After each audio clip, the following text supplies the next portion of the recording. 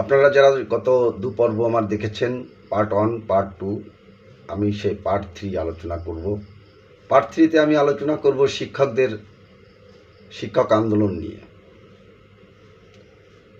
আজকে যারা শিক্ষা আন্দোলনে শিক্ষকদের সাথে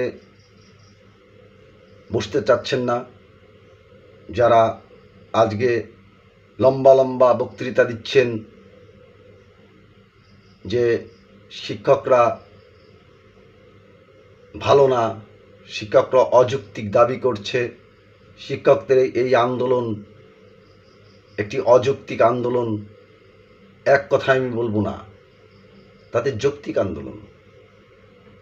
আজ যারা তাদেরকে শিক্ষা দিয়ে আমলা গামলা, মন্ত্রী, এমপি, ওই রাজনীতিবিদ বানিয়েছেন,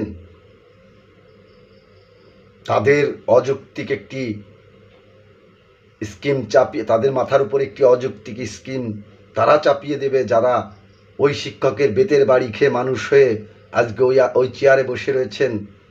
আর সেটা মেনে নিতে হবে শিক্ষকদের, এটা কোনো কথাই হতে পারে না।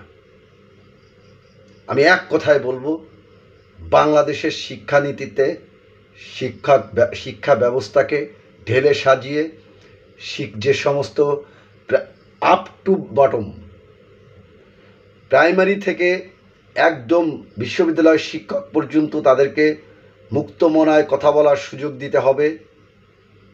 তাদেরকে 3 গুণ বেতন বাড়িয়ে তাদেরকে পুষতে হবে, যাতে তারা প্রাইভেটের দিকে আকৃষ্ট না হয়, যাতে তারা দুর্নীতিগ্রস্ত না হয়ে পড়ে, যাতে তারা সংসারের চিন্তা না করা লাগে, যাতে তাদের ছেলেমেয়ের লেখাপড়া ভরণ পোষণ নিয়ে চিন্তা করা না লাগে, যাতে তারা রাত্রে একটু রিল্যাক্সে ঘুমিয়ে সকালবেলা যাতে বাচ্চাদের ক্লাস নিতে পারেন, সেরকম ব্যবস্থা করে দিতে হবে।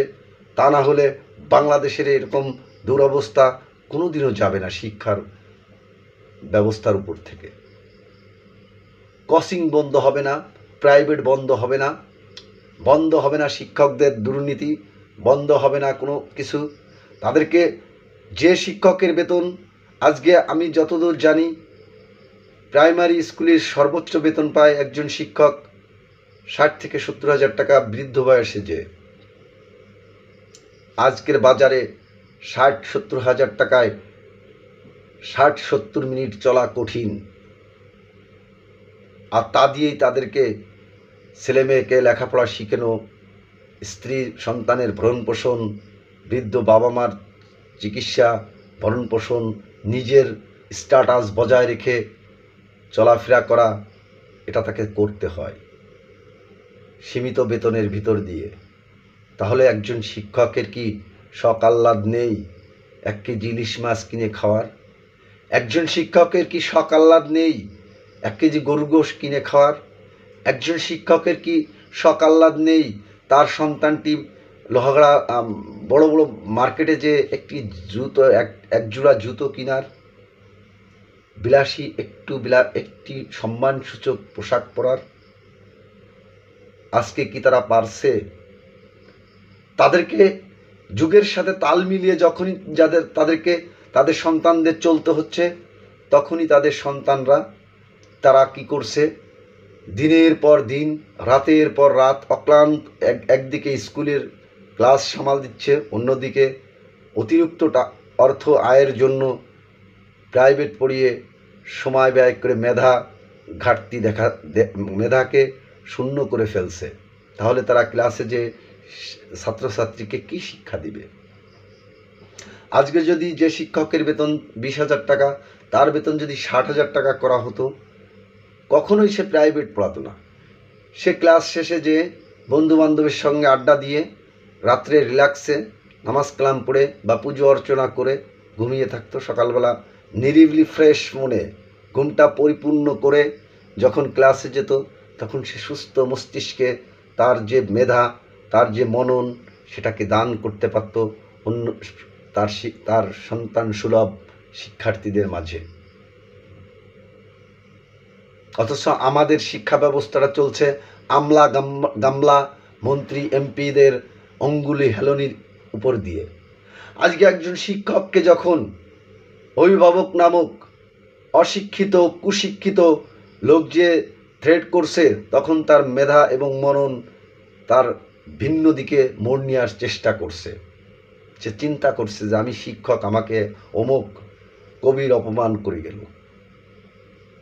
আসলে বিষয়টি আমরা গুরুত্বপূর্ণভাবে কখনো চিন্তা করিনি। আজকে 53 বছরের ঘুমিয়ে থাকা শিক্ষকরা জেগে উঠেছে। তাদের ন্যায্য দাবি আদায়ের জন্য আজকে সর্বোচ্চ শিক্ষা ব্যবস্থাগুলো ভেঙে পড়েছে। একজন বিশ্ববিদ্যালয়, বাংলাদেশের যে বিশ্ববিদ্যালয়গুলোতে কারা পড়াশুনো করে? ওই মন্ত্রী, এমপি, আমলা গামলাদের সন্তানেরা কি লেখাপড়া করে? তারা তো বিদেশ লেখাপড়া করে। বড় বড় রাজনীতিবিদদের সন্তানেরা তো বিদেশে লেখাপড়া করে। ওই বিশ্ববিদ্যালয়গুলোতে লেখাপড়া করছে কে?